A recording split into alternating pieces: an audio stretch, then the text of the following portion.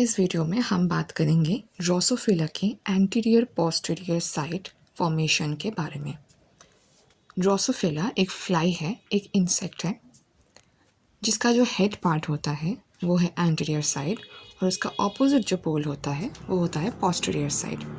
लेकिन ये एंटीरियर और पोस्टीरियर साइड कैसे बनता है, कौन से जीन से या कौन से प्रोटीन से इन्फ्लुएंस होकर एंटीरियर या पोस्टीरियर साइड बनाता है, वो हम यहाँ पर देखेंगे। फर्टिलाइजेशन से पहले oocyte के आसपास कुछ मैटरनल सेल्स होते हैं जिन्हें कहते हैं नर्व सेल्स। ये नर्व सेल्स oocyte को नर्चर करता है। इन नर्व सेल्स के अंदर कुछ mRNAs बनते हैं। ये mRNA ट्रांसपोर्ट होता है oocyte की तरफ। oocyte में या तो ये एंटीरियर या फिर पोस्टीरियर साइड बनाने के लिए रिस्पॉन्सिबल होते हैं। तो ये जो mRNAs बनते हैं, ये mRNAs दो टाइप के होते हैं। एक होता है बाइकॉइड mRNA जो कि एंटीरियर साइड बनाने के लिए रिस्पॉन्सिबल है, और दूसरा होता है नैनोस mRNA जो पोस्टीरियर साइड बनाने के लिए रिस्पॉन्सिबल होते हैं। एंटीरियर साइड बनाने के लिए दो mRNAs रिस्पॉन्सिबल होते हैं। एक है बाइकॉइड mRNA और दूसरा है हंचबैक mRNA। और पोस्टीरियर साइड बनाने के लिए रिस्पॉन्सिबल होता है नैनोस mRNA और काउडल mRNA। ये बाइकॉइड और नैनोस आता है नर्व सेल से, और हंचबैक काउडल mRNA oocyte में थ्रू आउट प्रेजेंट होता है। इस बाइकॉइड और नैनोस के इन्फ्लुएंस की वजह से इनका एक ग्रेडियंट बनता है।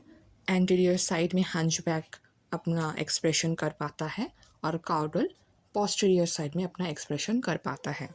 जो बाइकॉइड mRNA होता है वो काउडल के एक्सप्रेशन को रोकता है एंटीरियर साइड में, और जो नैनोस mRNA होता है वो हंचबैक का एक्सप्रेशन रोकता है पोस्टीरियर साइड में।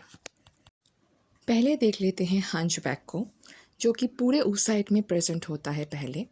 लेकिन जब बाइकॉइड और नैनोस mRNA आ जाता है oocyte के अंदर, बाइकॉइड आता है एंटीरियर साइड में और नैनोस आता है पोस्टीरियर साइड में, तो फिर जो पोस्टीरियर साइड है वहाँ पर हंचबैक हो जाता है ब्लॉक नैनोस की वजह से, क्योंकि नैनोस रिक्रूट करता है कुछ प्रोटीन्स हंचबैक mRNA के लिए।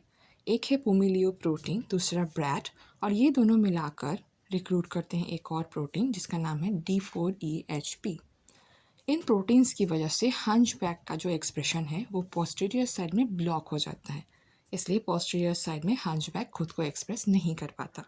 लेकिन एंटीरियर साइड में नैनोस प्रेजेंट नहीं रहता है, इसलिए हंचबैक खुद को एक्सप्रेस करता है और एंटीरियर साइड का स्ट्रक्चर बना सकता। अब देखते हैं कॉडल mRNA कैसे काम करता है।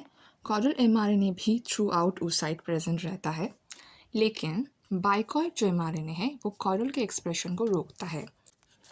बाइकॉइड जाके बाउंड होता है कॉडल mRNA के 3 प्राइम UTR रीजन पे, जिसकी वजह से एंटीरियर साइड में कॉडल का एक्सप्रेशन ब्लॉक हो जाता है।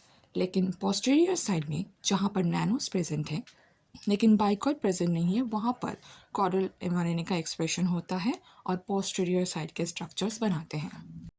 तो अगर हम एक ग्राफ के थ्रू इस चीज़ को देखें तो बिफोर फर्टिलाइजेशन हंचबैक और caudal mRNA throughout oocyte present रहता है, और बाइकॉइड और नैनोस जो है वो एंटीरियर और पोस्टीरियर साइड में प्रेजेंट रहता है। उसका कॉन्सेंट्रेशन ज़्यादा होता है बाइकॉइड का एंटीरियर में और नैनोस का पोस्टीरियर में। आफ्टर फर्टिलाइजेशन अगर हम देखें बाइकॉइड और नैनोस के इन्फ्लुएंस में जो हंचबैक है वो सिर्फ एंटीरियर साइड में एक्सप्रेस हुआ है, और जो कॉडल mRNA है वो सिर्फ पोस्टीरियर साइड में एक्सप्रेस हुआ है, और बाइकॉइड और नैनोस का जो कॉन्सेंट्रेशन था वो रिस्पेक्टिवली एंटीरियर और पोस्टीरियर साइड में ही है। अब नर्व सेल से बाइकॉइड mRNA जब ट्रांसपोर्ट होता है oocyte की तरफ, तब उसे हेल्प करते हैं कुछ प्रोटीन्स जिनका नाम है स्वालो प्रोटीन और एक्सुपरेंशिया प्रोटीन। ये दोनों प्रोटीन बाइंड होने की वजह से बाइकॉइड mRNA का ट्रांसपोर्ट होता है from nerve cells towards the oocyte।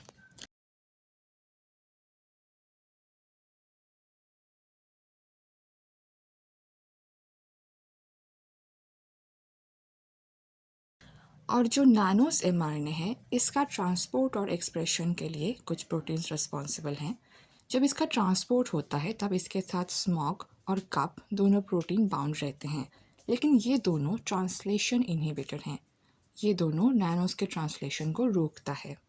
तो ट्रांसलेशन को एक्टिवेट करने के लिए इसे रिमूव करना पड़ता है। इसके लिए आता है सबसे पहले स्टॉफिन प्रोटीन। स्टॉफिन प्रोटीन एक ट्रांसक्रिप्शन फैक्टर है जो ट्रांसक्रिप्शन करने में हेल्प करता है ऑस्कर एमआरएनए का। जब ऑस्कर प्रोटीन बनता है तब वो रिमूव कर देता है कप को, जिसकी वजह से जो नैनोस एमआरएनए है वो ट्रांसलेट हो पाता है और नैनोस प्रोटीन बना पाता है।